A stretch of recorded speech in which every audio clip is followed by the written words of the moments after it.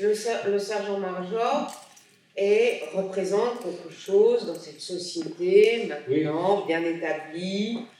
C'est la virilité. C'est la virilité, c'est tout un tas de critères qui ne sont pas et ce n'est pas pour rien que Büchner, tout d'un coup, Marie a envie est séduite par le sergent-major qui représente quelque chose en opposition de Wojciech, qui est dans un autre monde. Qui est une sorte de pauvre, c'est un pauvre type.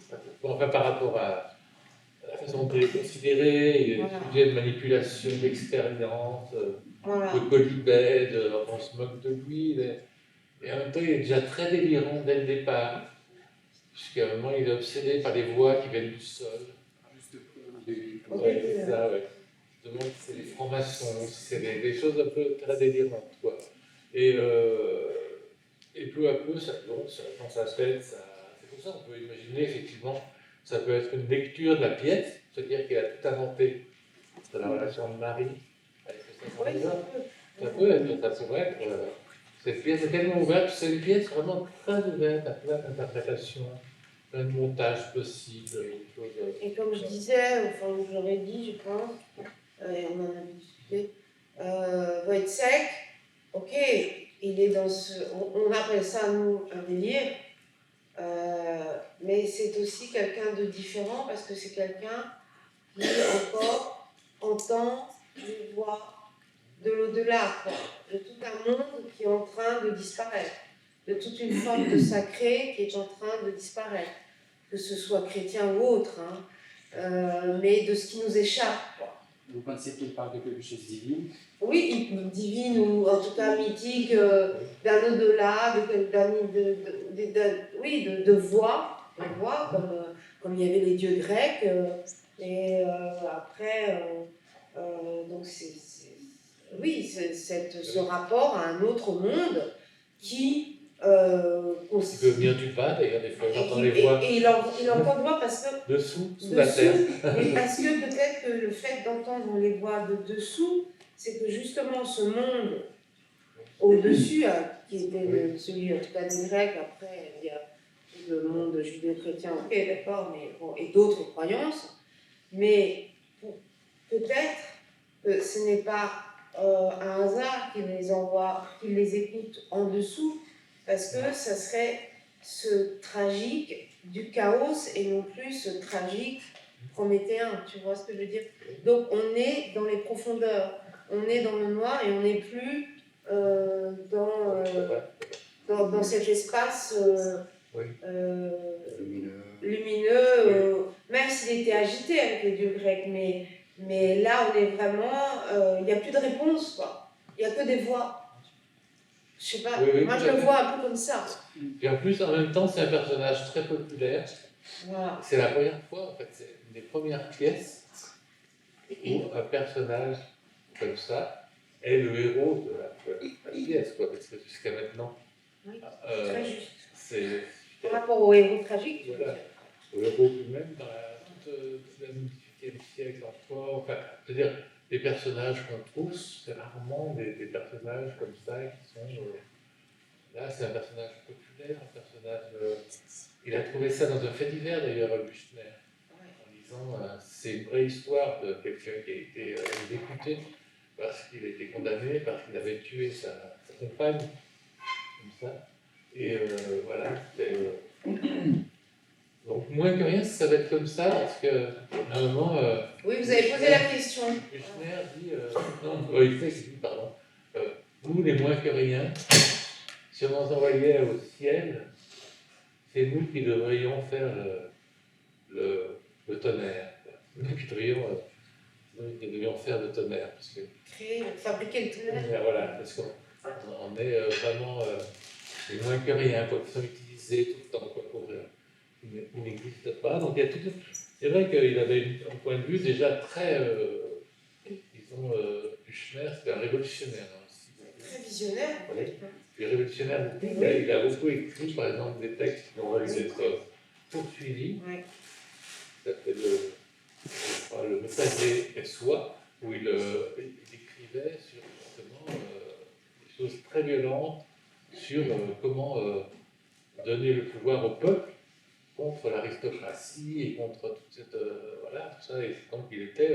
Il était politique, il était. Oui, très, absolument. Oui, très engagé sur. Bon, il n'a pas eu. C'est vrai que c'est un scientifique en plus, très étonnant, pour 23 ans, mon gars, ça.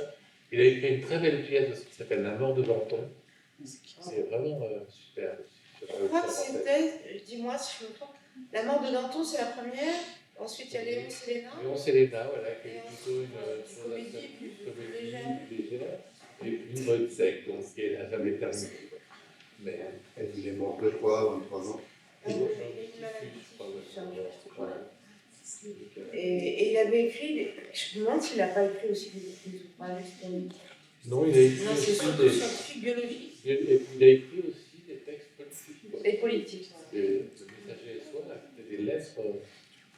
Guerre au château, ça s'appelle, il y avait des textes qui s'appellent Guerre au château, paix aux chaumières. C'était un peu. C'était très. Oui, il était très.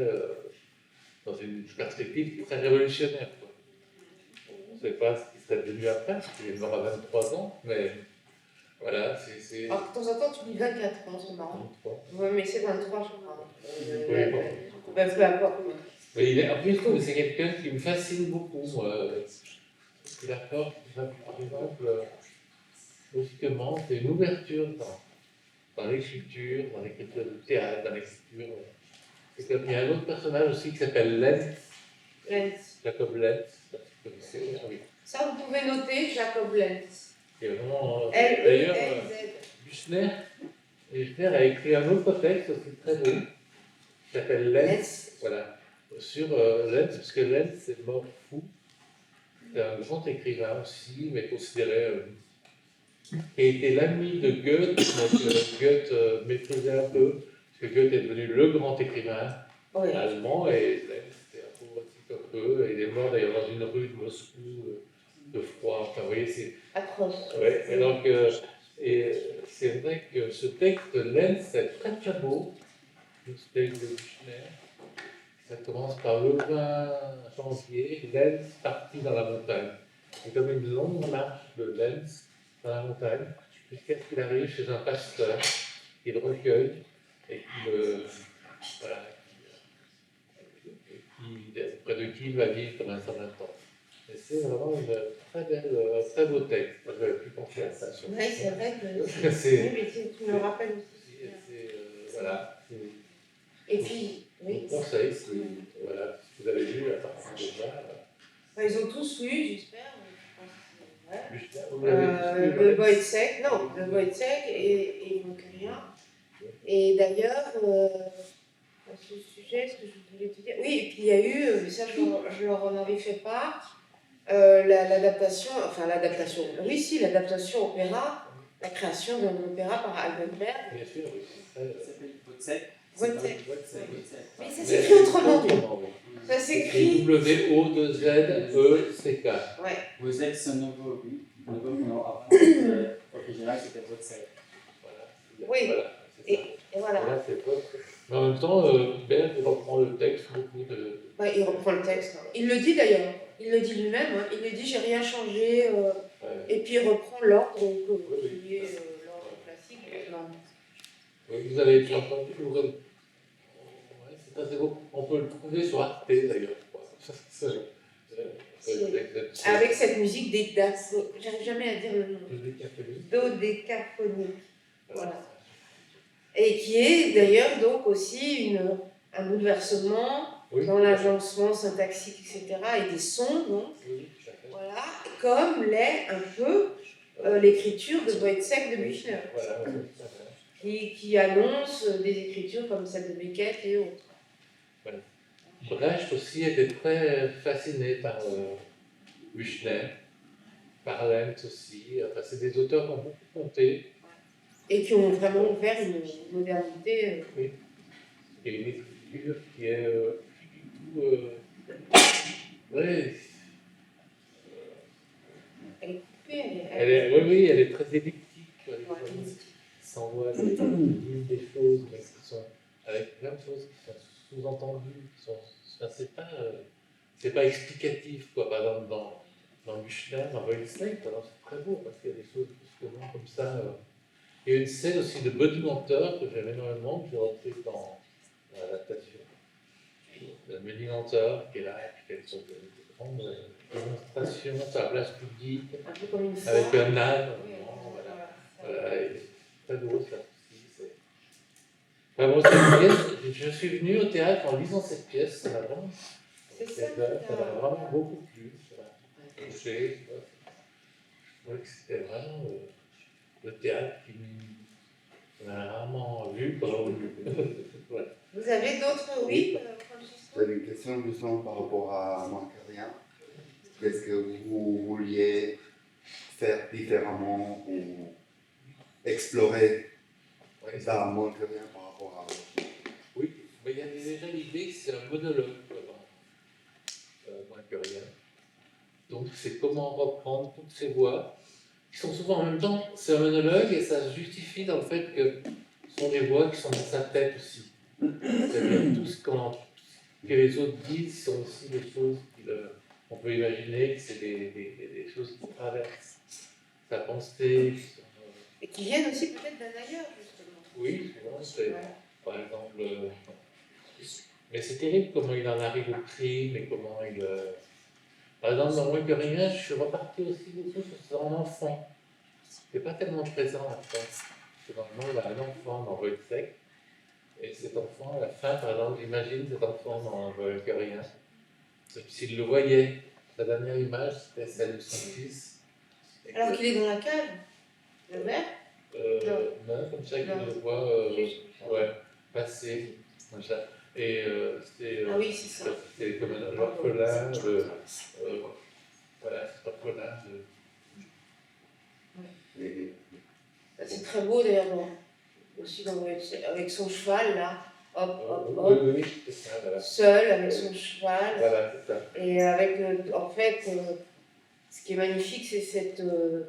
Bon, les enfants sont pas tous des innocents, mais disons que il a quand même pas fait toute sa vie. Il est à l'aube de sa vie, non? Oui, c'est ça. Et on sait pas. Et déjà, il est marqué Ah oui. par l'horreur. Et il est avec ce jouet, il joue avec ce hop, hop, hop. Par rapport à cette montagne en fait qui déjà jette son ombre en fait, et cette ombre qu'il ne voit pas. Et ça c'était très beau justement parce que j'ai eu le bonheur de voir la mise en scène d'opéra par Patrice Chéreau de Châtelet. Et à la fin, le plateau du Châtelet il est quand même très grand. Oui. Et à la fin, parce qu'au début, le décor était petit. Au début, en fait, c'était des mobiles un peu comme fait Peduzzi, et qui constituaient le village.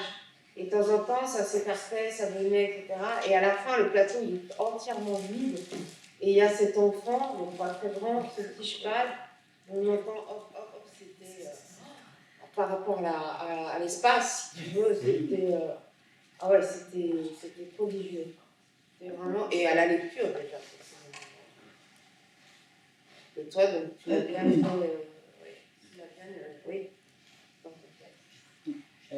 Quand je lu votre texte, moi, quelqu'un, j'ai eu cette impression que c'est un monologue. Parfois, je pensais que je suis vraiment dans le texte de Wojciech. Oui. Et je n'ai pas toujours compris de qui parle. Et il y a une phrase qui dit capitaine. Est-ce que vous pouvez l'expliquer pour moi? Je n'ai pas compris. Je vais le lire. La morale, Wojciech, c'est quand on est moral. Contre ça, on ne peut rien. Oui. Indubitable, la morale Wojciech. Rien d'autre que être moral. Réfléchis bien à cela. C'est ce qu'on appelle le bon sens. Oui, c'est une phrase, c'est une parole vide, quoi, finalement. Que du capitaine, c'est-à-dire que c'est la morale, c'est. Oui, enfin, c'est complètement vide, quoi, c'est-à-dire que c'est une parole de.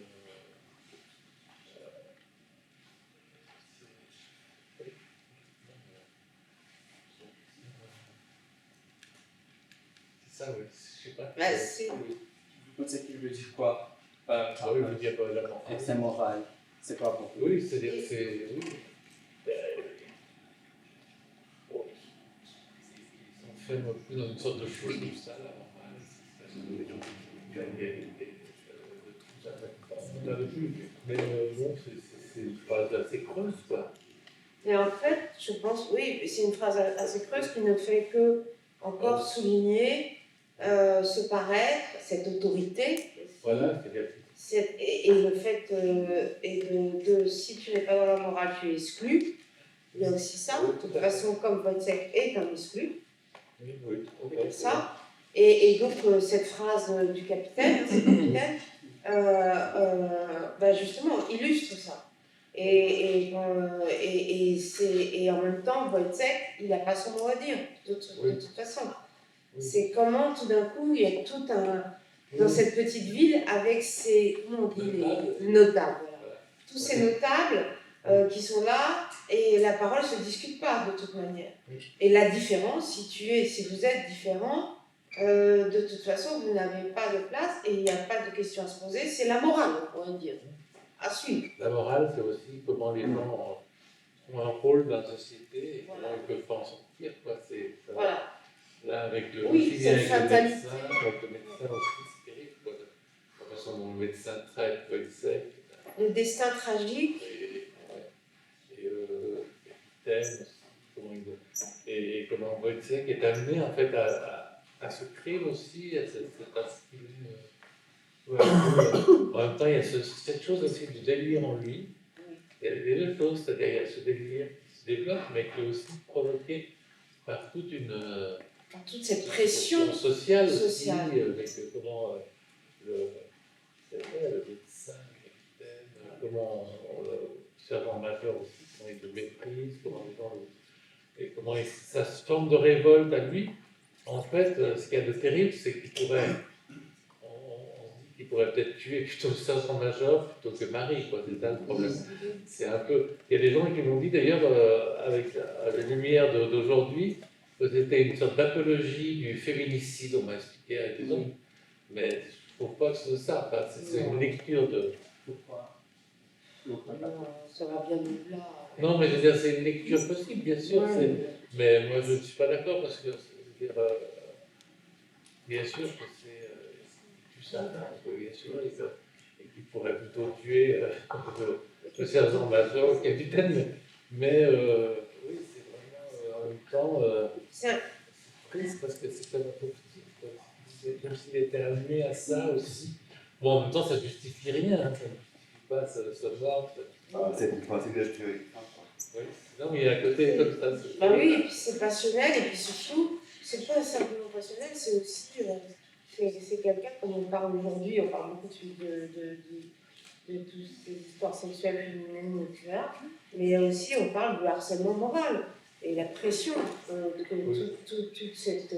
En fait, le village, enfin la petite ville, ça devient vraiment l'étau qui se resserre, et qui fait que sans doute, la vision un peu différente de la vie que possède Wojciech, et sa sensibilité et cette fragilité aussi qui est en communion avec autre chose qui échappe complètement qui est donc dans un espace quelque part autre et sacré, qui échappe complètement à l'espace matérialiste que constitue le médecin, le sergent-major et ainsi de suite. Donc il craque, il est usé. Oui, puis il est parti dans un processus de Voilà, complet. Il entend Complet. de plus en plus. Moi, il entend vraiment là, la chienne, tout ça, il y a des trucs mais vraiment terribles en même temps qui lui traversent le cerveau. Et vous pensez que le mort, pardon, oui, vous avez, et vous pensez que le mort de Marie vient plutôt comme, de la folie de Wojciech, ou c'est plutôt du système qui... il y en a les deux, je crois. C'est les deux qui Ouais, sont c'est les deux, là. L'un va pas sans l'autre. Parce que la folie de Wojciech aussi, elle s'accélère et s'accentue avec tout ce qu'il traverse. Il est de plus en plus humilié, comme s'il ne pouvait pas... sa seule issue, en fait, ça se révoltait vraiment contre cette autorité, mais il en est incapable. Donc, il tue sa femme qui est proche de lui. Mais ce qui n'est pas du tout... oui, ce qui est terrible en même temps, parce que C'est pour ça qu'on peut voir ça comme une apologie du féminicide, effectivement, mais moi, je ne suis pas d'accord parce que on repart aussi d'une histoire du 19e siècle, enfin, je sais pas, ça ne justifie pas du tout, d'ailleurs, le fait que le sexe tue sa femme, hein, mais je sais pas, si on peut simplement réduire la pièce à cela, quoi. Voilà. Isa, vous aviez des choses à demander là? Non. Alors j'aimerais bien que quelqu'un. Vous aviez des questions, vous en aviez peut-être écrites? Comme ça, ça me fait un échange entre les questions d'Eugène qui sont les vôtres et vous qui êtes là. Dites-moi. Je sais pas si elle a écouté pour Bah, vous avez écouté là depuis le début de la séance. Oui. Alors dites-moi. Je me suis demandé quel homme a eu le plus d'impact dans sa carrière personnelle. Quelle heure? Bah, vous avez déjà parlé, tu as déjà Ouais, parlé de ça ouais. avec Beckett. Ouais, mais il y en a eu d'autres aussi. Il y a eu beaucoup de. Écoutez, Ouais, il y a eu beaucoup de romans, de choses. vous entendez bien De là-haut? poésie aussi, la poésie, beaucoup, soit importante pour moi. Là, par exemple, dans la pièce, je me suis amusé à écrire des chansons aussi. Ce sont un peu des chansons un peu comme je m'amusais à adapter à ces chansons. Et voilà, mais elles sont pas toutes, c'est pas toutes dans la version jouée. Dans la version finale, oui, oui. Et ça, l'auteur, tu vois.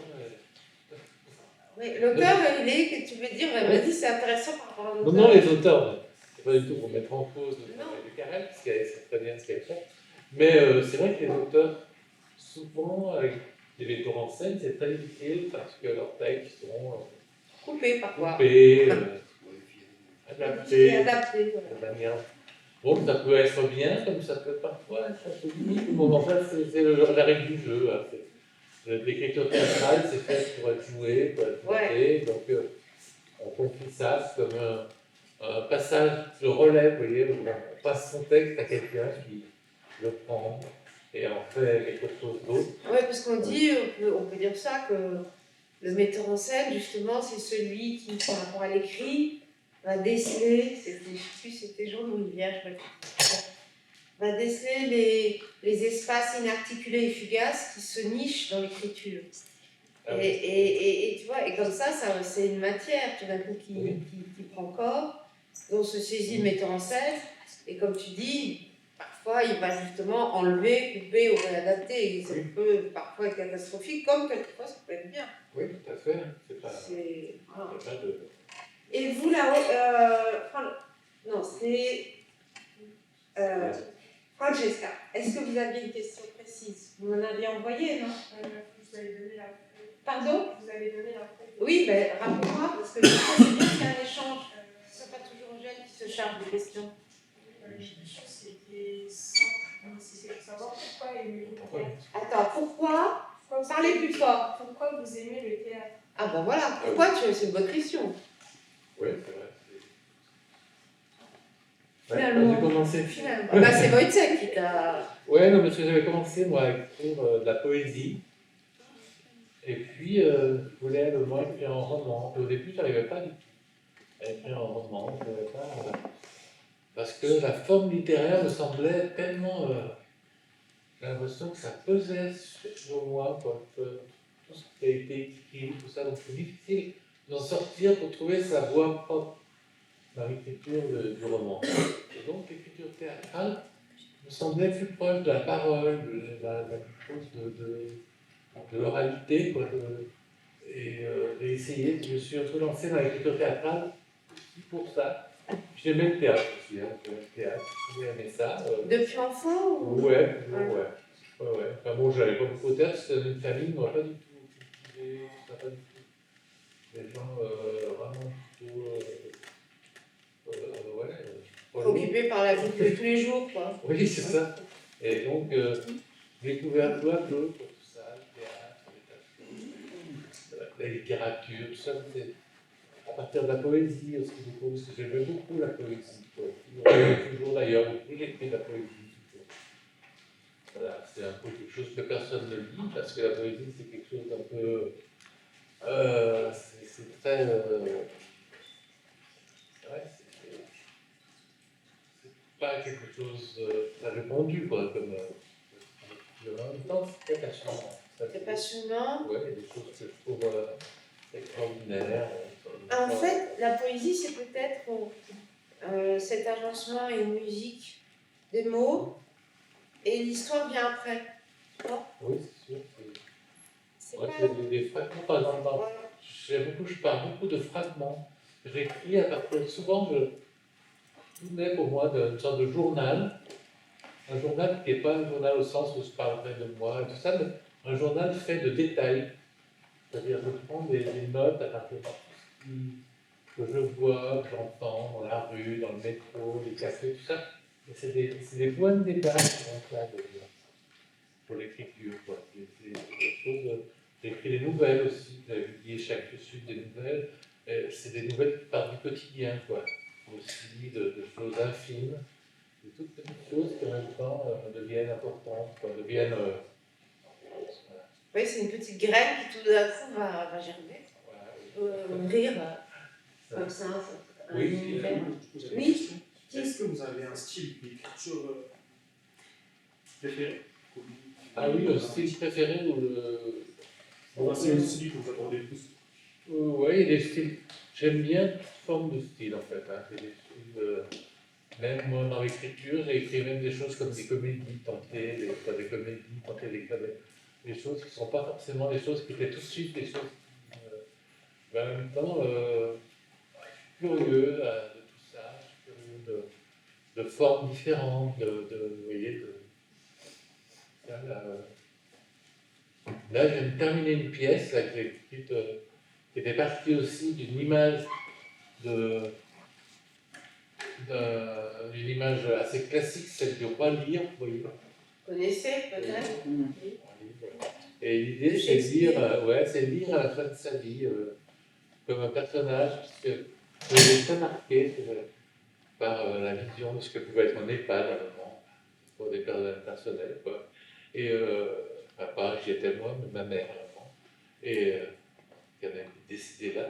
Et du coup, j'allais beaucoup dans cet EHPAD, et je suis parti de l'idée d'un personnage vieux, comme ça, qui serait lire, et sa fille, celle qui l'a rejeté à un moment, Cordélia, vient lui rendre visite. Et c'est comme une sorte de règlement de compte. En même temps, ils ne peuvent pas se dire des choses tendres qu'ils reliraient. Donc, ils sont un peu dans l'affrontement, et en même temps, il y a par moments des choses qui viennent qui sont beaucoup plus. Plus dans... Oui, dans ce qu'ils peuvent éprouver de profond. Quoi, Ouais, mais- c'est ça. Oui, j'ai juste une petite question sur ce que vous avez dit tout à l'heure, que les metteurs en scène ou le texte, voilà, Ouais. ça peut faire du mal. Et par l'association, j'ai une question, avec quel metteur en scène ou metteuse en scène vous aimeriez travailler et mettre votre texte en scène Ouais, comme ça? oui, en soi, comme ça, j'ai la chance de travailler avec Karen Pignon déjà. Non, c'est vraiment qu'il y a une très bonne metteur en scène. Vraiment, mais donc, il y a un univers parfois qui m'étonne, des fois, parce que Ouais. faire des choses, vraiment, elle est très beaucoup sur l'image, donc souvent, c'est pas immédiatement l'endroit où j'allais dans l'écriture, mais ça m'intéresse beaucoup parce que. Mais j'ai travaillé avec d'autres metteurs en scène qui étaient des metteurs en scène très intéressants. Comme par exemple Alain Françon, j'avais travaillé avec Ouais, Alain Françon qui est quand même un grand metteur en scène, Joël qui a dirigé la Boileau, commune. ouais. Et Joël- D'autres metteurs en scène, beaucoup de metteurs en scène, Éric Lacascade aussi, Ouais. avec qui j'ai recommencé à travailler. Là. Enfin, bon, vous voyez, j'ai pas eu de frustration, vous voyez, par rapport à des metteurs en scène. Mais il y en a évidemment d'autres avec qui j'aimerais travailler, mais pour l'instant, c'est pas bien. C'est plus avec des acteurs aussi. Il y a des acteurs qui m'ont beaucoup marqué.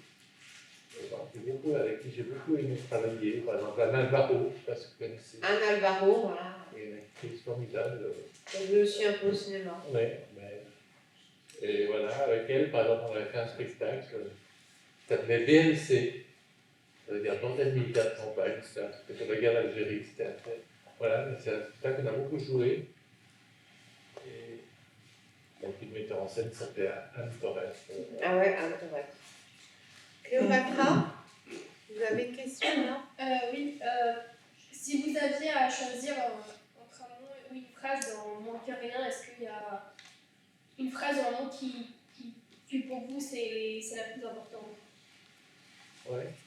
difficile pour toi, tu qui est Ben, l'auteur? l'idée, par exemple, ce qui renvoie au titre, nous les moins que rien, sur nous envoyer au ciel. Il Comment? faudrait que nous les moins que rien, sur nous envoyer au C'est ciel. dans le texte, Ah, ce oui. que dit Eugène. On devrait, c'est nous qui devrions faire le tonnerre. Quoi. Par exemple, j'aime beaucoup cette phrase, c'est pour ça que j'ai appelé ce titre, cette pièce comme ça. J'aime beaucoup ce que dit Wojciech là, parce que c'est vraiment. Enfin, c'est Buchner qui parle, mais c'est vraiment quelque chose de fort, quoi. C'est-à-dire de dire. Et assez On n'est vraiment emblématique. rien, quoi. On est vraiment Ouais. rien. Même si on nous envoyait au ciel, il faudrait encore qu'on fasse. On fasse le tonnerre. Voilà. Voilà, ça pourrait être ça, quoi. Et d'ailleurs, le titre, c'était, au départ, c'était Les moins que rien. Oui. Nous les moins que rien. Voilà. Nous, les moins que rien. Finalement, on a C'est fait mieux, ça. les moins que rien. Moins que rien. Ben, c'est carré, quand même. Ouais, moi, je Bon. enfin, je sais pas, je trouve que ça a une consonance plus forte. Oui, oui, c'est vrai, c'est vrai, c'est vrai. Parce que, tu vois, déjà, nous, les moins que rien, c'est explicatif. C'est explicatif dans le genre, nous Donc, qui sommes on va là, pas. voilà. Alors, moins que rien, c'est plus, Voilà, là, plus elliptique, là, c'est plus. nous, bah, ça peut être nous tous. Nous, les moins que rien. Enfin, Voilà, c'est-à-dire- là, ça serait ceux qui Les sont pauvres, quoi. les nous, pauvres, les exclus, exclus, les gens qu'on ne considère pas. Ouais, voilà. Et C'est moins que ça. rien, quoi, ceux qui ne sont rien dans la société. Dans la quoi. société. Et voilà, on connaît le problème, toujours. Hein, de plus en plus, d'ailleurs. Oui, ça sonne là. J'ai encore ce- Après, il y a une question, c'est ça? Non. Oui, après, là, ça sera à vous. À peu près la même question, mais quand même avec une petite précision pour couper le texte. Et ça vous arrive d'éditer déjà le texte et après vous dire ah j'aimerais bien couper cette partie. Oui, oui, c'est vrai. C'est très difficile ça. Même il y a des pièces, je vois, qui ont été, par exemple, montées. Le texte existait déjà, publié, et j'ai retravaillé avec le metteur en scène. Et finalement, c'était un autre texte qui a été joué que celui qui était édité, quoi. Parce que souvent, c'est frustrant. Ah, mais c'était bien pour toi, là, ce coup-là. Oui, oui, c'était avec Françon, justement. Ah bah, Parce que, justement, je me disais, il faut. Il y a tout un travail à faire. En travaillant dessus, en travaillant sur le texte avec le metteur en scène, peu à peu, je voyais des choses qui n'allaient pas. Quoi. Je me disais, ça, c'est trop brusquement, c'est trop explicite, c'est redondant. Donc, j'avais envie de resserrer le texte, vous voyez. Et ça arrive souvent. Et comme c'est déjà publié, c'est un peu embêtant, parce que les gens se disent, mais attends, ça ne correspond pas à la pièce que j'ai là, que j'ai vue, c'est pas tout à fait la même chose. Ou, enfin, bon, en même temps, c'est normal parce que le texte théâtral, c'est quelque chose qui bouge, qui vit, qui est vivant. Ouais. Bah, comme de toute façon, une fois que, même dans la mise en scène de spectacle, il n'est jamais le même d'un Oui, oui. soir à l'autre. Oui, c'est vrai. C'est c'est tout le vrai. temps en mouvement. Et après, ça disparaît, parce que c'est vrai, Oui, enfin, c'est les captations, éphémère, voilà, c'est- parce que les captations, ça ne rend jamais, évidemment, ce que tu vois en direct sur le plateau. Oui, c'est vrai. En même temps, c'est vrai que c'est important, il y a des traces. Oui, mais par contre, ouais, quelquefois, on est très content, et moi, je suis très contente qu'on, malheureusement, vous n'arrivez pas à l'ouvrir, mais je vais essayer de faire mon maximum. Mais je suis très contente d'avoir cette captation que Je l'ai pas Karen eu, moi, alors. Mais oui, mais je Je suis furieux. c'est incroyable quand même. Ah non, mais c'est comme ça. Ah bon, Mais- Je voulais savoir, parlez bien fort, hein, pour que tout le monde, ceux qui sont derrière. qu'est-ce que vous pensez des arts dans le théâtre, étant donné que quand vous écrivez, vous avez dit que vous avez beaucoup à réaliser. Il y a beaucoup de parties aussi qui étaient chantées également. Oui. Et donc, Oui. comment vous l'incluez à l'intérieur du théâtre et comment ne pas faire l'amalgame, par exemple, avec comédie musicale ou autre. Ah oui, c'est autre chose. Également avec le metteur en scène. Parce que du coup, moi, quand je le lis, parce que je l'ai pas vu en scène, et quand je le lis, il y a beaucoup de chants, il y a beaucoup de poésie. Et comment vous arrivez en fait à faire la distinction justement entre les différents types d'art, afin que ça soit quand même une reconnaissance comme. Oui. Pour moi, j'aime travailler sur la comédie musicale proprement dite, mais je suis toujours intéressé par le chant, par le poème aussi. Qu'est-ce qui fait que, par exemple, quelqu'un commence à parler, que ça tient de poétique, que ça tient de. Ça s'adresse au public. Bon, je sais pas, mais le chant aussi, c'est quelque chose qui me passionne beaucoup. Et c'est proche de dans la parole, comment il y a du chant dans la parole aussi parfois. Ça, je trouve ça fun aussi.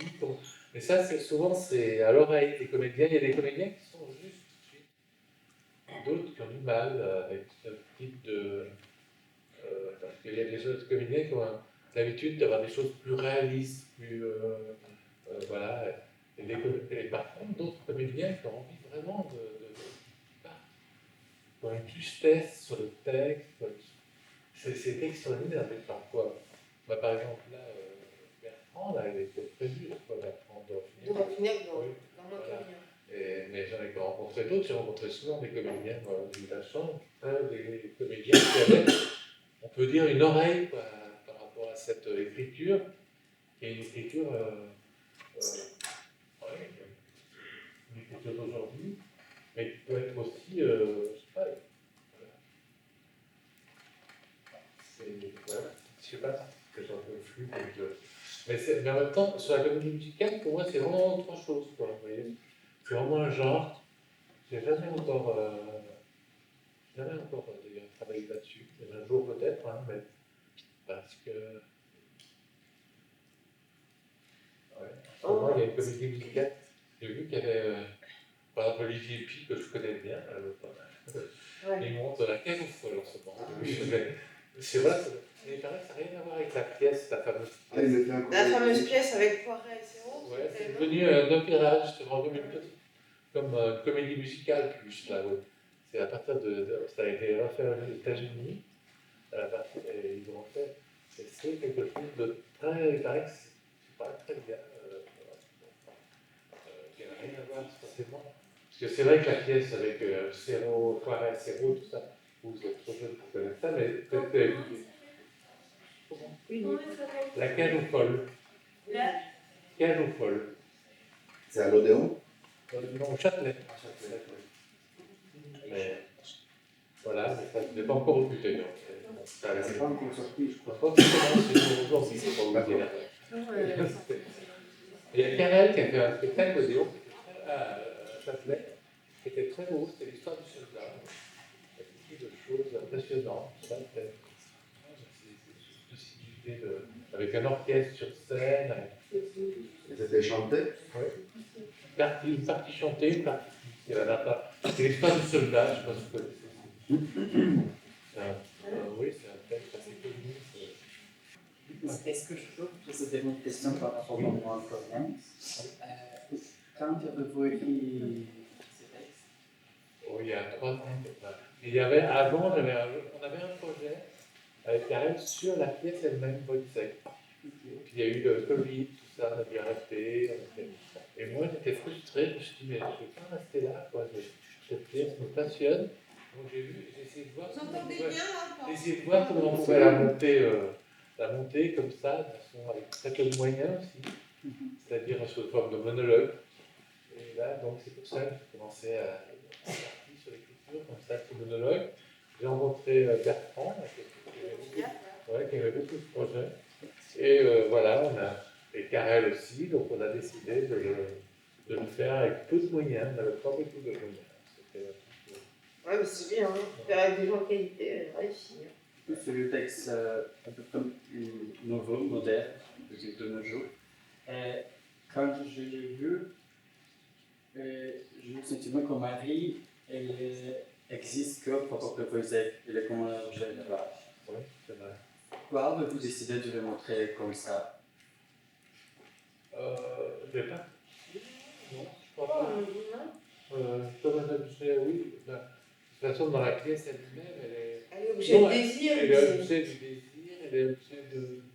Mais c'est vrai que moi, je ne crois pas qu'on ait fait spécialement un personnage qui serait un objet. Je pense que ces années, notre jour, c'est important de montrer une femme comme un personnage, pas comme un objet. Je me vois ici que c'est un personnage qui a été tué par un mec. Je n'ai pas fait un objet du tout. Non. Dans mon. C'est l'impression que j'ai vu quand, par exemple, Wojciech il dit t'éveilles comme une pêche ou quelque chose comme Ça, ça. c'est repris dans le texte. Ça, c'est le texte de Buchner. Voilà. Oui, mais juste, c'est une interprétation. Pourquoi voulez-vous pas le changer. C'est vrai, peut-être, vous avez raison, ouais, peut-être. Ouais. Bah, peut-être que c'est intéressant, oui, de Ouais. modifier, de changer ça. Oui. Peut-être écrire la pièce à partir de Marie, peut-être. Mais alors, du coup, Plutôt c'est que ça. Ouais. Wojciech comme personnage. Non, mais je veux dire, Oui, c'est comment, vrai. peut-être ça peut être une autre tentative, peut-être. Ça peut être. C'est vrai que Marie est toujours considérée comme ce personnage. Oui, comme vous dites, Oui. de séduction, d'objet, oui. Voilà.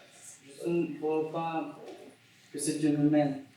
Marie, c'est une femme, elle existe ici. Oui. On voit que le chemin de Wojciech, et c'est comme une pièce originale de Wojciech, qu'il est juste obsédé, il est fou, il le tue, et c'est comme ça. Non, c'est pas comme ça. Non, Oh là là. c'est comme je Non, dis. non, non. Oui, À un vous moment, l'avez alors, il y a raison. cette histoire très belle où elle parle du ciel. Là. Oui. Oui, non, mais je sais, pour moi, elle existe comme personnage, mais pas du tout comme Mademoiselle May. Elle a un tempérament. Elle est comme. C'est vrai qu'elle est obstinée par les hommes C'est le regard des hommes. dans cette pièce, tout au long. Mais bon, elle est Mais construite comme- par Wojciech lui-même qui ne voit pas chez elle. Mais comme tu dis, c'est vrai, et comme je vous disais, ça serait pas mal de partir après de ce personnage. Oui, ça peut être tout à fait. Mais- C'est le personnage déterminant. ça Voilà. peut être, Mais à la lecture, moi, je vois pas que Marie, au contraire, elle est dense. Quand même. Oui, pour moi, c'est un personnage qui est. C'est un personnage qui existe vraiment. Hein. Vraiment, qui a sa sensibilité. Ouais. Et, Ouais.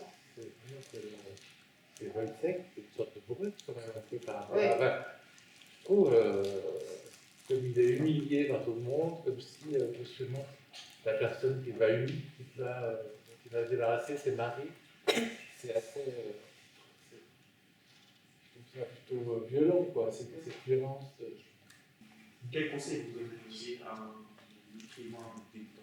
Je sais que Mais pour les débutants de théâtre ou en général En général d'essayer de trouver la liberté.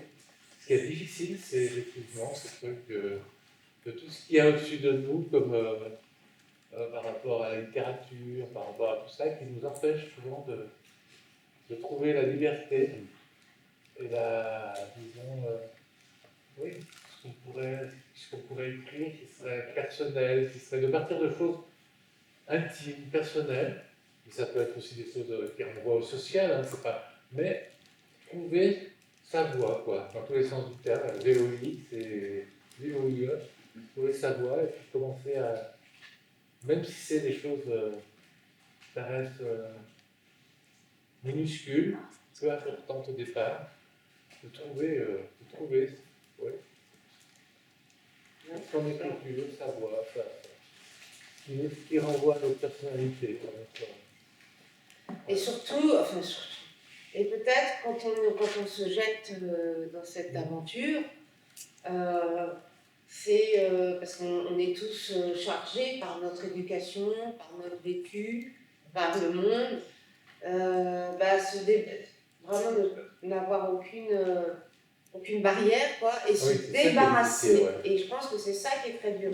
Parce que quand vous écrivez, que ce soit un roman, une pièce, forcément, on n'écrit pas à partir de rien, et on écrit d'abord à partir de soi, et de soi dans son regard et dans ce qu'on sent et comprend du monde, de l'existence. Et quelquefois, il y a des choses qui, à l'intérieur de vous, en pensant à tout ça, qui sont même gênantes, ou qui seront gênantes par rapport à votre vécu aux gens que vous connaissez. Et Oui, écrire, c'est oui. cette violence-là. C'est-à-dire d'abattre tout ça. Moi, je vois sur les trucs familiaux, Voilà. souvent c'est dur, C'est ça. parce qu'il y a des choses où on se reconnaît, où il y a des choses de famille, des choses. On se dit, Ouais. zut, qu'est-ce que je fais là? Mais moi, je parlais tout à l'heure de cette sorte de journal, comme ça, de partir de bribes, de choses, vous voyez, de tout ce qu'on entend, qu'on voit, des rêves aussi. Les rêves aussi, c'est important aussi. Il y a des choses qui naissent du rêve. Moi, souvent, l'écriture m'aide. Quand je me réveille, j'ai un cahier à côté de mon lit, et puis j'essaie de noter les choses. C'est des points de départ de récits, de choses. Voilà, des fois c'est rien, ça sert à rien pour l'écriture, mais parfois c'est un point de départ. Puis c'est tout petite chose aussi importante, quoi. Mais en même temps, je crois qu'il faut vraiment partir, ne pas se censurer. Ouais, c'est Il ça. faut y aller. Et des fois, c'est difficile parce qu'on a une pudeur aussi par Ouais. rapport à l'écriture, à soi-même, on a peur de... C'est violent. Oui, oui, oui, il y a une violence peut-être, Violent, moi, je pense quelque que chose c'est à violent. traverser qui est... Ouais. C'est Nietzsche qui disait, et pour que ce soit intéressant, je pense, c'est Nietzsche qui disait écris avec ton sang. Oui, C'est ça, pas rien. oui. Et il disait Oui, ça, oui, c'est écris vrai. avec ton sang. Donc, voilà. Alors, Ah, pardon, Joël. C'est pour savoir qu'est-ce que vous avez fait quand vous avez joué le personnage de Marc Ferrand. Qu'est-ce que, quand vous Qu'est-ce- avez... Oui. Excusez-moi, qu'est-ce que ça vous fait de jouer le personnage de Marc Ferrand? Mais je joue pas. Il ne joue pas. Là. Non, non, mais c'est Mais l'acteur. c'est l'acteur. Qu'est-ce que ça lui a fait, tu penses? Oh, mais pour lui, c'était assez quelque chose de fort, il m'a expliqué. En même temps, il faisait un truc physique qui était vraiment dur à je sais pas si... Donc, vous allez voir le. Vous allez faire décrypter là d'ailleurs. Oui, parce qu'il est dans une cabine téléphonique, peu à peu sans d'eau. On a l'impression qu'il est peu à peu. Il va se noyer, dans quoi. l'eau, Il est tout. noir, quoi, ouais. Et puis c'est exigu, tu vois son Ouais. corps qui est compressé. Ah oui, parce qu'il y a comme un truc sur autour de la torture aussi dans ce. Carrel a beaucoup tiré là-dessus, parce que, comment dire, sur ce personnage qui est l'aveu, comment est-ce qu'on lui arrache On lui arrache la parole, quoi, on lui arrache l'aveu, on lui arrache. Il doit avouer quelque chose, quoi. Et... Ouais. Ça, oui. Ça va loin avec sa mise en scène. Alors, on va passer aux lectures, peut-être. Oui. Est-ce que, attends, pour pas les frustrer, est-ce qu'il y a encore une question ou deux à laquelle on aurait, évidemment, il y en a eu plein. Arthur. Moi, j'aurais bien aimé savoir, pour vous, qu'est-ce qu'un anti-héros? Votre définition personnelle. Oui, oui. Ben, c'est à partir de votre fait ou... Oui. Non, de manière générale. Oui. Ben, c'est quelqu'un, comment dire, ça pourrait être un personnage, on pourrait dire ordinaire, entre guillemets, qui en même temps a tout un monde personnel, tout un monde intérieur, un monde intime, qui finalement nous ouvre des perspectives, nous ouvre des possibilités. Voilà, c'est un peu... Est-ce c'est un que peu comme je le ressens comme ça, mais oui. ouais, est-ce que ça pourrait être aussi un peu une figure de ce que pourrait être la liberté? Oui. C'est-à-dire donc de résister peut-être justement Oui. à certaines conditions de vie, etc. Choisir son chemin, quoi. Oui, c'est ça. Et un héros aujourd'hui. Parce que c'est difficile quoi à un héros concevoir, aujourd'hui, oui, voilà. c'est difficile à concevoir. On le voit beaucoup dans le théâtre classique. Voilà. Ce que peut être un héros, ce que peut être aujourd'hui, je ne sais pas. Bah parce qu'on n'a plus justement peut-être on est dans cet espace du chaos, dans ce fragile du chaos. Je ne sais pas si vous avez vu le film après Camus, L'étranger. Étranger, non? Ouais. Parce que justement, c'est intéressant ce personnage-là. Ouais, ça fait un peu penser à Bojack aussi. Oui, c'est vrai.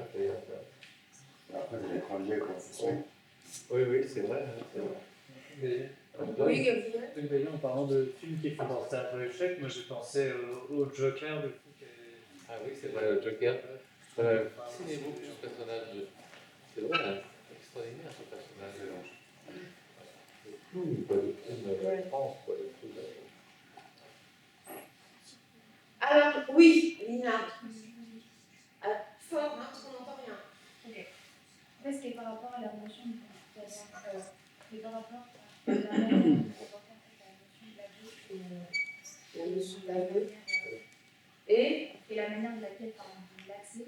En fait, ma question, ce serait qu'est-ce qui, vous, personnellement, et dans vos équipes, qu'est-ce que vous pensez qu'il y a un défaut en fait, de l'aveu? Ah oui, l'aveu, oui. Bah, il y a quelque chose qui a à voir avec l'écriture, hein, parce que l'écriture, c'est une façon déguisé. Un aveu déguisé aussi, tu vois. Il y a, Aragon, par exemple, parle de. Ah oui, de mentir mentir vrai, vrai, ça fait dit ça. ouais. Le mentir vrai, j'aime beaucoup cette Ah, phrase aussi, cette expression. Enfin, c'est pas une phrase, mais c'est une expression. C'est-à-dire, à la fois, tout ce qui est dans le mensonge et tout ce qui est dans la vérité qui se mêle de façon indissociable, dont on ne saurait pas exactement. Donc, il pourrait être une forme d'aveu, mais une forme d'aveu où on ne se résigne pas à. Il reste un mystère sur ce qui est vrai ou faux, quoi. Moi, d'ailleurs, quand je fais des ateliers d'écriture, souvent, je travaillais beaucoup sur l'idée justement de cette chose-là, c'est-à-dire du mentir vrai, sur les personnages qui, effectivement, sont amenés à s'exprimer, ou quelqu'un qui est amené à se présenter, et on ne sait pas si tout ce qu'il dit est vrai ou tout ce qu'il dit est faux, tout ce qu'il dit est vrai et faux, et c'est ce qui m'intéresse, je trouve ça intéressant. Parce que là, on est sur la piste de la fiction, de ce qui commence à être une fiction, parce que, justement, quand on commence à écrire, on est dans cette position-là. On s'invente une vie, et en même temps, il y a notre vie qui est dedans, c'est dans tout ce qu'on invente. Et je crois que cette notion d'aveu, elle est liée pour moi à l'écriture, quoi. Mais dans Wojciech, elle est liée à quelque chose de plus violent, de plus fort, peut-être. On lui arrache la vérité, on lui arrache la parole. Il subit, quoi. Il est manipulé, quoi. Voilà, Il est... c'est ça. Oui, oui. Voilà. Mais là, si je voulais parler de l'aveu, pour moi, c'est ça signifie quoi? Ouais, c'est une bonne question, Nina. L'après. Oui. C'est-à-dire là, oui, c'est ça. Après, comment tu reçois ça? Comment vous concevez l'après aveu? L'après Ah oui. aveu. Ah oui. Ouais, ça, c'est pas lié là, sur. Non, non, mais c'est sur, effectivement, sur l'écriture, comment. Moi, ce qui me plaît beaucoup, c'est cette chose où on n'arrive pas à décider ce qui est le vrai, le faux, tout ce qui est un peu ambigu même, énigmatique. Et voilà, c'est juste comment on part du quotidien, comment on part de. Comment Büchner, par exemple, part d'un fait divers, comment il écrit l'histoire de Wojciech à partir de ce fait divers, par exemple. Qui devient même une tragédie. Oui. Parce que on parlait de la question de la tragédie, mais là, on n'est pas loin. Oui, c'est vrai. Qu'est-ce que je voulais. C'est bon pour vous, Lina? Merci. Mathéo? Est-ce que selon vous, dans le théâtre, il y a des personnages qu'on qualifie de héros, mais qui devraient plutôt être qualifiés d'anti-héros ou l'inverse? L'anti-héros. Dans le théâtre, tu as des personnages qui sont qualifiés de héros et qui pourraient plutôt être qualifiés d'anti-héros et l'inverse. Là, c'est un peu. Ah, ça demande un peu de. Réflexion, là. Ouais. Peut-être qu'en regard, quand même, il y a une pérennité, il y a quelque chose qui reste dans le. Je sais pas. Dans les classiques. Dans les classes, oui, parce que là, on pense au classique. Oui. Donc, enfin, j'imagine qu'on se réfère Oui, là bien au sûr, théâtre, merci, au répertoire au classique, quoi. Oui. Depuis l'Antiquité jusqu'à fin 19e, quoi. Enfin, même pas. Moi, j'allais dire, pour être un petit peu peut-être le misanthrope, on en parlait tout à l'heure, mais. C'est vrai, vous avez raison, hein, les misanthropes. Mais il a quelque chose d'héroïque dans le sens qu'il veut dire la vérité tout le temps. Mais c'est ça. C'est une forme d'héroïsme dans une société où le mensonge prévaut, quoi. C'est pour ça que je C'est réponds. parmi les courtisans, brusquement, quelqu'un qui arrive et qui dit la vérité, donc il est complètement. Hamlet de Shakespeare. Oui, tout à fait, oui, c'est vrai.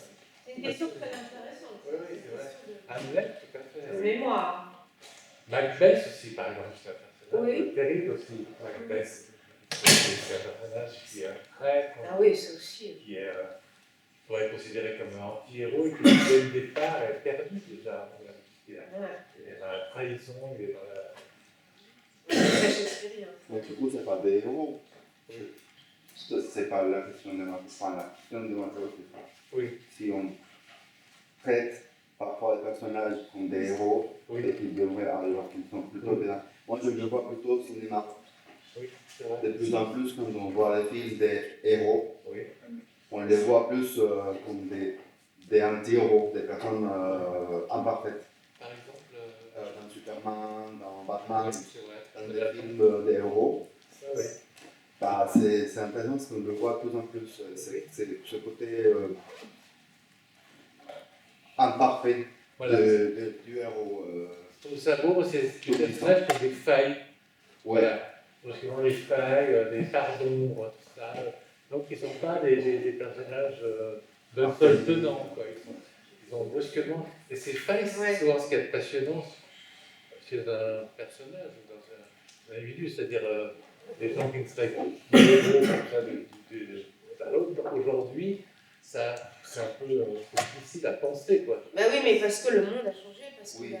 la société, justement, a changé. Le rapport, toujours, c'est l'immanence de l'immanent. Tu as tout ce contexte, tu rentres en ligne de jeu. Et puis bon, aussi, je pense que quand même, le XXe siècle a sans doute été un des siècles les plus atroces au niveau de la violence. Fait que aujourd'hui, oui, ça bouleverse le profil du héros, quoi. Oui. Tu vois? Le héros, oui, c'est vrai. Mais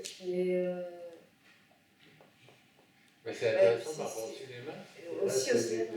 Alors après, moi, par rapport au cinéma, quand je disais, évidemment, c'est plus des drames que des tragédies. Donc, bon, ça aussi, la tragédie aujourd'hui, elle est difficile à définir, Oui, mais je pense qu'elle peut se trouver. Je pense que Wexek est quand même une tragédie. Voilà, ça reste une tragédie, parce que je te dis, il y a encore cet espace de l'ailleurs. Il y a quelqu'un comme Staraken aussi. Ah voilà, Staraken, voilà. Mais en même temps, il faut faire attention de ne pas tout mélanger. Oui. Non, mais là, c'est Au niveau parce que des c'est termes vraiment et de leur définition. des films qui parlent des héros. Oui. Batman, Superman. Oui, non, mais c'est ça. Oui, ça c'est autre chose. Mais moi, j'ai du mal à avoir une opinion très précise, par exemple, sur ce qu'est le drame, ce qu'est la tragédie aujourd'hui. Oui, c'est difficile. Mais je pense, oui, mais je suis d'accord avec toi, le drame, la tragédie, surtout la tragédie, le drame, ça va, on peut le définir. C'était, comment il s'appelait, je pense que c'est lui, c'est pas Schiller, mais c'est, est-ce que c'est Schiller? Si, je crois que je vous l'avais dit, et il me semble que c'est Schiller. Il dit le drame,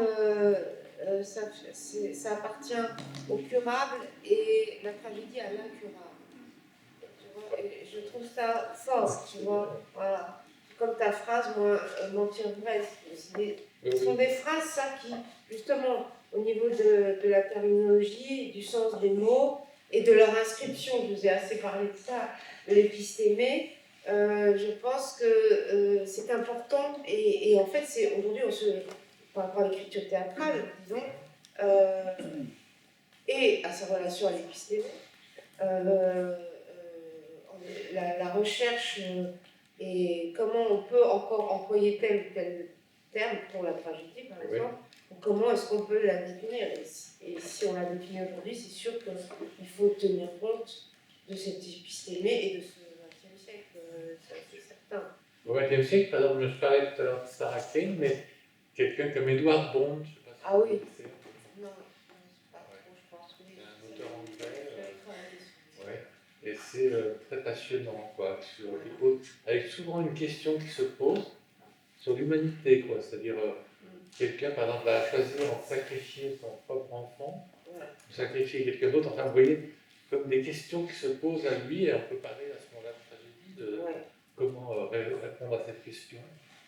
Et c'est d'ailleurs un univers très fort pour Edouard Bond. Oui, il faut dire ça, Edouard Bond, justement, alors ça, c'est vrai, peut-être sur la question d'une tragédie moderne, un auteur comme Edouard Bond pourrait apporter en tout cas des questionnements tout à fait intéressants pour repréciser un peu ce qu'on entendrait par tragédie moderne. Et c'est du théâtre? C'est du théâtre, oui. Bien sûr. C'est publié par l'Arche, vous voyez. Ouais. Il y a beaucoup de pièces traduites de lui. Oui, Edouard Bond, et il y a une pièce montée par Françon. Oui, beaucoup par Françon. Une pièce de guerre, par exemple. Pièce de guerre, et puis attends, il y a l'autre là aussi, pièce de guerre. Et oh, je vous inviterai. C'est très violent, ça. C'est très violent. Très violent. Alors, on va commencer avec Parsa. Parsa et Arthur. Vous allez vous mettre là, c'est mieux, non? Ou vous voulez rester là, comme vous voulez. Vous êtes plus... Non, pour la lecture. Qu'est-ce qu'il dit? Oui. Pour lire le truc. Oui, pour lire. Vous préférez... C'est comme vous voulez. Soit vous vous mettez sur le plateau, vous venez au plateau. Tous les deux, alors, Arthur et Gabriel, et le texte de Parsa. Quand vous voulez... Alors, vous parlez bien distinctement, pas trop lentement, parce que comme c'est un peu long, mais qui puisse quand même, que nous puissions tous suivre. Ok. Alors, Arthur, Gabriel et Parsa, l'auteur. Du coup, je lis le synopsis et juste après, on continuera avec le texte de Parsa. Bon. Avec la scénette. Voilà, avec la scène. Scénette, excusez-moi, je fais une parenthèse. Je vous ai dit scénette pour le côté court. Mais en fait, une scénette, c'est plutôt une scène qui évoque quelque chose d'un peu comique. Ça, c'est la définition de scénette. Mais une petite scène, quoi, voilà. Court. Voilà. Vous avez demandé d'écrire, que ce soit un début, un milieu, une fin, ou un fragment qui s'appartient même à lui-même, voilà. Je rappelle la consigne pour ceux qui n'ont pas encore écrit. Quand vous voulez, nous y allons. Eh bien, très bien. Alors, imaginons que nous sommes dans un café à Paris. L'hiver est glacial. Un jeune homme étudiant en droit, peut-être en dehors de toute faculté, entre dans l'établissement. Sur les chaises du café sont disposées des couvertures permettant aux clients de se réchauffer. Mais un détail trouble l'esprit du jeune homme. Il y a dans ce café 15 chaises, mais seulement 8 couvertures. Certes, la sienne en possède une, et si le jeune homme reste indifférent aux autres chaises dépourvues de couverture, commet-il un acte immoral, et sans doute même non conforme à l'esprit du droit. Cette idée l'obsède. Peut-il se réchauffer alors que 7 autres ne le peuvent pas? Il se demande s'il doit vraiment rester indifférent. De nature obsessionnelle, profondément même, il en revient à se dire « Pourquoi ai-je donc choisi le droit si je peux rester si facilement indifférent à cela ?» Il lutte intérieurement, puis se décide finalement de demander au serveur de lui fournir une paire de ciseaux, ou du moins un outil pour découper les couvertures. Question, est-il fou? Imaginez qu'une nuit glaciale, dans un café, un client vous demande des ciseaux pour découper les couvertures et les partager. Lui donneriez-vous l'objet ou appelleriez-vous directement les services d'urgence? Supposez que vous êtes un client, assis à une table. À côté de vous, un homme se dispute avec le serveur. Intrigué, vous découvrez qu'il réclame des ciseaux pour diviser les couvertures. Pourquoi ne le croiriez-vous pas? Est-ce vraiment un événement si rare? Pourquoi le serait-il? En cherchant à comprendre davantage, vous apprenez qu'il veut simplement partager la chaleur. Supposons que vous bénéficiez d'une couverture. Vous ririez peut-être et passeriez votre chemin. Mais si vous n'en aviez pas, vous jugeriez peut-être absurde de découper des couvertures avec des ciseaux. Pourquoi absurde? Ne vous diriez-vous pas qu'il existe des milliers d'autres injustices dans le monde, plus graves, et qu'il n'est pas nécessaire d'avoir une couverture pour supporter l'instant? Pourquoi passer? Le jeune homme s'emporte, peut-être, et la dispute s'envenime. Son comportement est-il anormal? Il crie que le problème n'est pas la couverture, mais l'injustice qui règne dans le café. Étudiant en droit obsessionnel, il se sent obligé de corriger cette inégalité. Imaginez que l'homme, assis près de vous, veuille vous apporter la justice, en divisant les couvertures. Appelleriez-vous cela une forme de justice? Probablement pas. Mais pourquoi pas? Parce que vous pensez que la justice n'a rien à voir avec une couverture. Pourquoi la justice n'aurait-elle pas aussi affaire à une couverture? À la table voisine, un professeur de droit à la retraite se mêle à la discussion. La situation attire également l'attention d'un psychologue et d'un cinéaste. Tous, pourtant, ont un point commun. Et ils cherchent à détourner le jeune homme de son projet. Vous-même, si vous étiez là, demeuriez-vous probablement spectateur, ou bien comme les autres, tenteriez-vous de le dissuader? Le juriste tourne la scène en ridicule. Il la juge non juridique. Le psychologue cherche à pénétrer la vie personnelle du jeune homme. Le cinéaste, lui, ne dit rien. et accueille sans doute l'idée, comme un matériel d'inspiration. Finalement, le serveur, qui a décrit la scène à ChatGPT, décide, en accord avec lui, d'appeler la police. Les regards se croisent, et après un instant, chacun retourne à sa soirée. Certains affirment que cet incident, entre parenthèses absurde pour l'interrogation, a gâché leur nuit.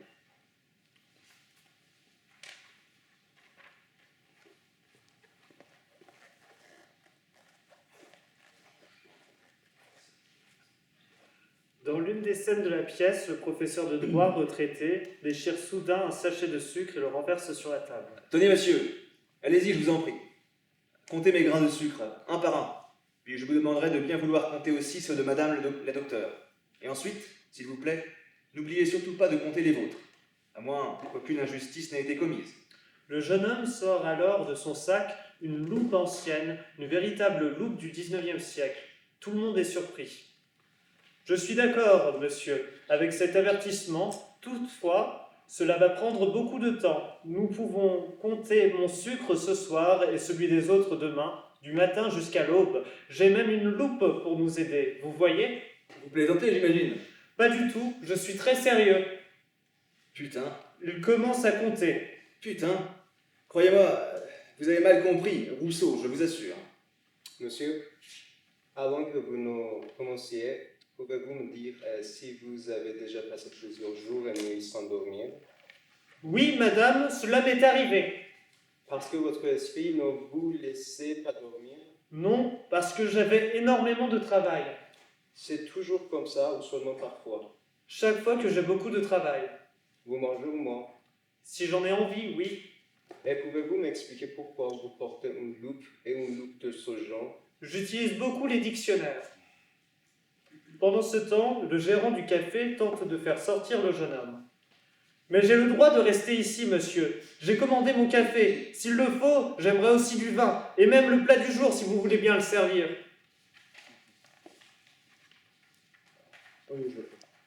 Le gérant. C'est moi le propriétaire. Et je dis que vous n'avez pas le droit de rester. Mais si vous voulez le plat du jour, et que vous promettez de simplement manger votre repas, je n'ai rien contre. Vous confirmez, monsieur l'avocat? Vous confirmez que j'ai le droit de rester ici? Je ne confirme rien. Vous êtes sur la propriété d'une personne qui ne veut pas de vous ici. Donc sortez immédiatement. La psychologue à voix basse au cinéaste. Il est probablement bipolaire. C'est mon impression. Regardez. La justice n'est pas une couverture. Si! Non, elle ne l'est pas. Si! Non, la justice n'est pas une couverture. La justice est aussi une couverture. Jusqu'à présent, même si je ne suis pas très concerné, j'ai compté 156 grains de sucre. On sait dispersé, absence de concentration également. Vous voyez? L'histoire continue. Merci beaucoup. Est-ce qu'il y a des questions au sujet de ce que vous avez compris, écouté? Nina? J'ai bien aimé ça, c'est un peu pensé à la ferme des animaux. À la ferme des animaux? Ouais, les animaux sont égaux, mais certains le sont plus que d'autres. Je sais pas comment je fais penser à ça. Alors, ouais, ça. Ouais. Pas mal. Il y a d'autres réflexions? Alors, la parole est à toi, mon cher Eugène. Comment tu as reçu ce texte? Ah, j'ai trouvé ça j'aimais bien, intéressant. Comme ça. Je trouvais que ça tournait beaucoup autour de la langue des spécialistes, un peu ce langage des spécialistes, et de ce côté, et de l'obsessionnalité aussi, les deux se rejoignant. Et je sais pas, je trouvais ça vraiment intéressant, avec cette minutie, avec quelqu'un qui compte les grains de sucre, et puis toute cette idée, effectivement, de ce langage des spécialistes qui sont très préoccupés, comment récupérer ça. Seul le cinéaste, donc avec un regard artistique, se dit qu'il peut utiliser plutôt cela comme matériau pour en faire quelque chose, alors que les autres sont plus préoccupés de comment récupérer tout cela pour en faire un peu, tenir un langage, une sorte de métalangage là-dessus, c'est-à-dire comment parler de quelque chose qui existe, soit des éléments du réel, quand on... des questionnements, comment ces préoccupations qui sont reprises brusquement comme des éléments. Voilà, mais voilà. C'était pas mal lu en plus. Ah oui, c'était très bien. Non, mais c'est bien en plus. Hein. Et la présentation aussi, c'était super. le synopsis, Oui. oui. Alors, la question du ah, je sais pas. La question, oui.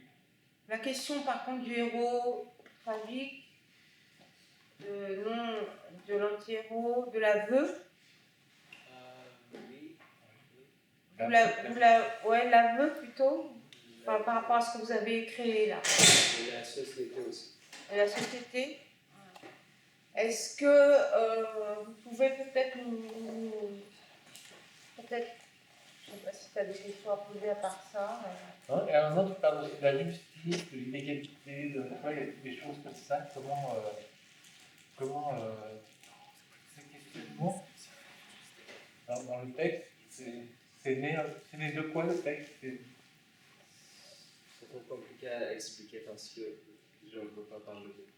Non, mais tant pis, essayez avec vos difficultés, essayez malgré tout. J'ai réfléchi pour que.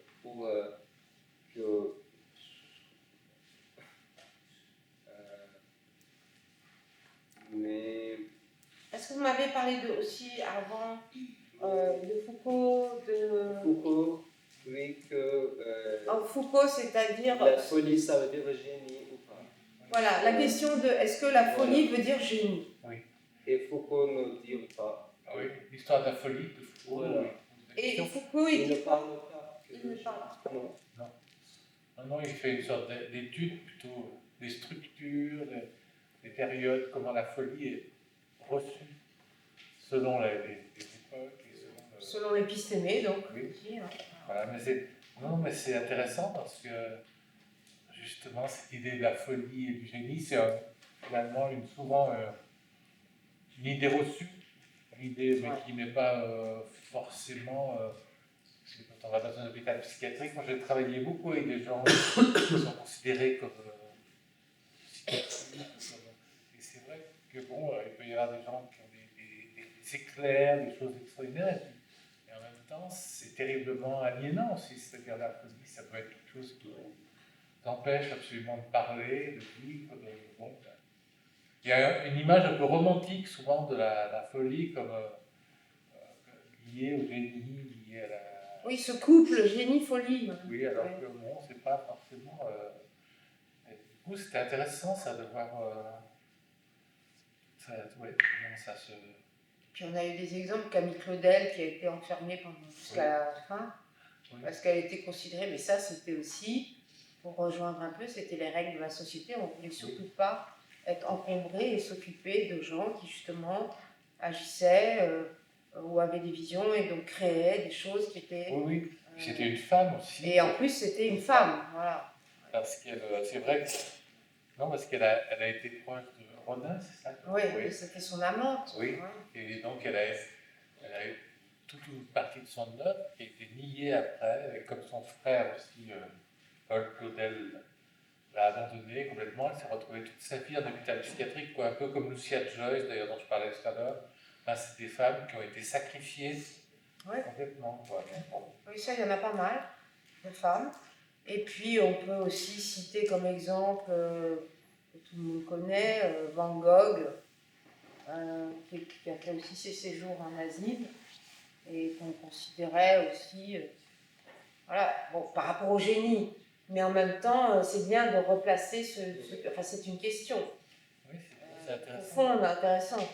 Mais là, ça passe beaucoup par ce langage des spécialistes, hein, qui est effrayant, quoi, souvent, parce qu'on se dit, c'est-à-dire que la parole qui est reprise par ces spécialistes, souvent, elle n'existe plus, quoi. Elle est désossée, désincarnée. Enfin. Moi, j'avais une question, un peu bébête, mais je trouve que l'idée de la couverture, c'est formidable. Oui. Parce que la couverture, c'est tout un symbole. Hein. Oui, c'est beaucoup de choses. Symbolique. C'est très symbolique. Et donc, le découpage. Le découpage aussi. Oui. Et comment ça vous est venu, cette idée? si c'est pas trop personnel, hein, je ne peux pas dévoiler vos secrets. Non, moi, jeune homme, c'est moi, par exemple. Le jeune homme, Voilà. Un jour, je suis allé dans un café, je regarde cette expérience, donc j'ai pris rapidement. C'est bon. Ah, vous avez vécu cette expérience de la couverture? Non. Non. Non. J'imagine que. Ah, vous avez imaginé, oui, c'est ça. C'est du mentir vrai. Voilà. Est-ce que Du mentir vrai. Est-ce que je pourrais demander le cerveau que j'ai besoin de ciseaux? Pourquoi? Pour couper. Mais non. Donc, j'ai décidé à écrire. Ah, c'est très bien. Parce que la police, moi, je sais pas, pour moi. Non, c'est très bien. Est-ce que vous voulez ajouter des choses dans ce que vous avez fait là? Non. Par ça, merci beaucoup. Oui, je voulais dire que j'ai trouvé justement dans ça la question héros ou une action héroïque qui n'est pas forcément acceptée parce que c'est pas sa propriété. Mais il veut couper les couvertures. Pour moi, c'est une action un peu héroïque parce que c'est pour aider les autres, pour que tout le monde puisse avoir quelque chose, alors que le propriétaire il est là, bah non, c'est à moi, vous ne pouvez pas, vous n'avez pas le droit. Et c'est là où j'ai trouvé le côté héroïque, anti-héroïque. Le anti-héros qui est un héros. En fait. Exactement, oui. Voilà. Ouais. Très beau. Oui, Gabriel, Arthur, vous voulez dire quelque chose? Moi, ça m'a fait penser. Parlez fort pour que tout le monde entende. Cette scène, ça m'a fait un peu penser dans le rhinocéros de l'UNESCO. Ouais.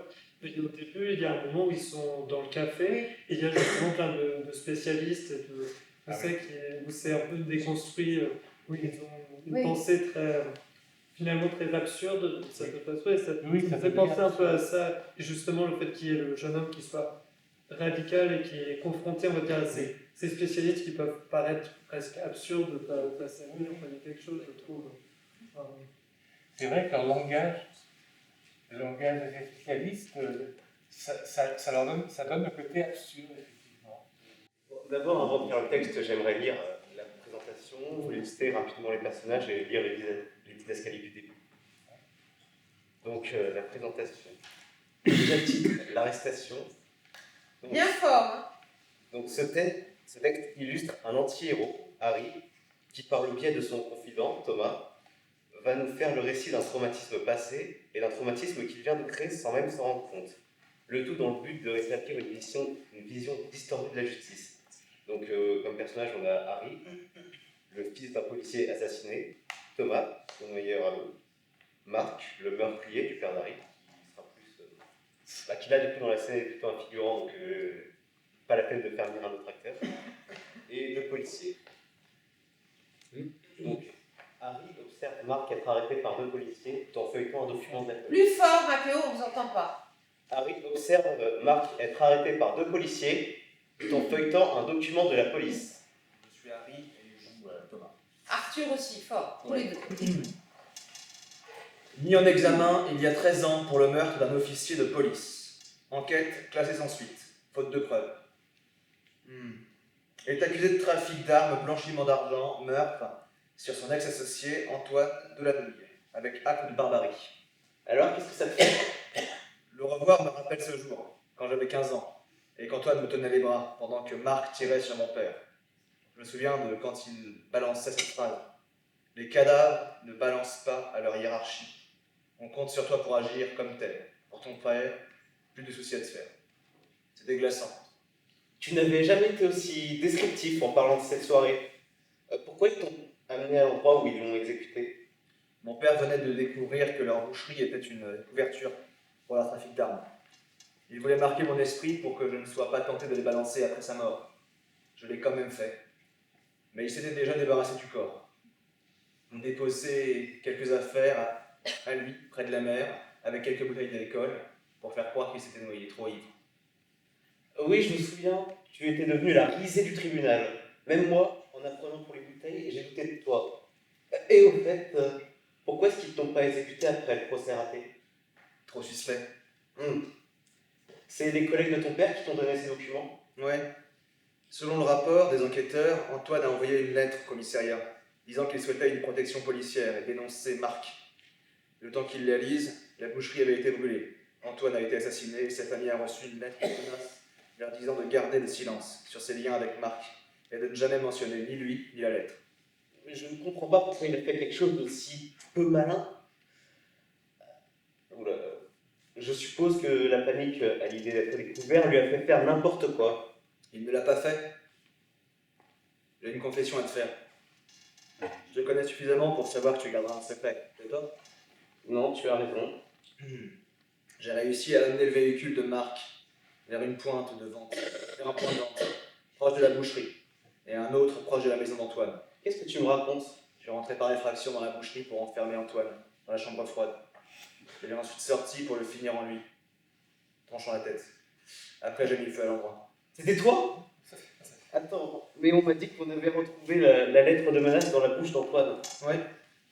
J'ai appris à imiter l'écriture du meurtrier.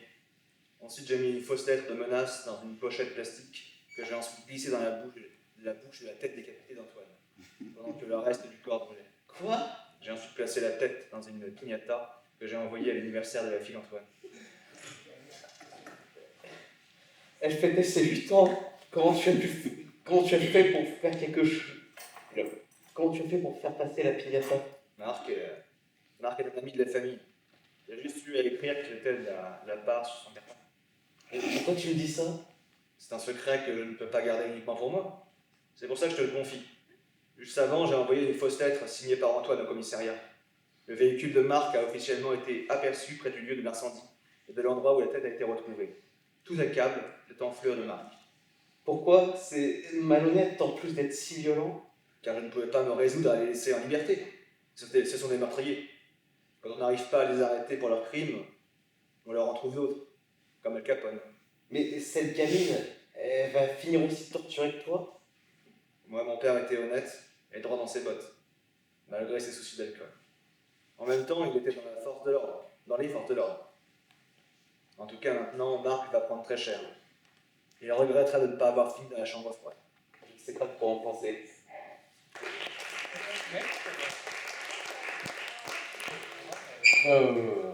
Non, c'est assez complexe, c'est-à-dire que c'est une structure vraiment policière, ça, Un peu. Hein? Un peu? Quand même, non. Oui. Oui, mais, non, mais c'est. J'avais eu du mal à tout saisir. Parce qu'il y a l'histoire de la boucherie brûlée, la lettre de menace, des choses là. Mais bon, en même temps, je ne sais pas. C'était intéressant ce truc de départ, les cadavres ne balancent pas, c'est ça? Oui. Voilà. Ça pourrait être presque un titre, là. Ouais. Mais c'est vrai que quelquefois, alors justement, parce que je suis un peu comme toi, quelquefois je l'avais lu hein, déjà, mais quand même, déjà même à la lecture un peu, on a du mal à suivre parce qu'en fait, il y a pas mal d'événements qui s'enchevêtrent. Ça, oui. Et je pense que peut-être que. Mais justement, c'est très intéressant parce qu'en même temps, ça crée une tension dramatique. Ouais.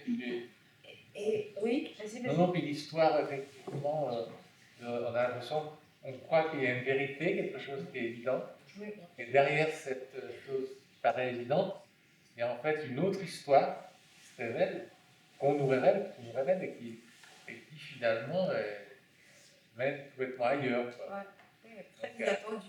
Oui, inattendu.